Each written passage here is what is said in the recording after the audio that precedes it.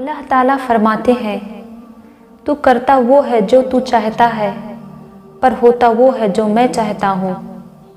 اگر تو وہ کر جو میں چاہتا ہوں، پھر وہ ہوگا جو تو چاہتا ہے۔ اللہ تعالیٰ کی عطا کبھی ختم نہیں ہونے والی، طلب کرنا تو بندے کا کام ہے۔ مشکل کے بعد آسانی صرف صبر کرنے والوں کو ملتی ہے۔ اللہ تعالیٰ کے اتنے قریب ہو جاؤ کہ تم جب دعا مانگو تو فرشتے اس پر آمین کہیں۔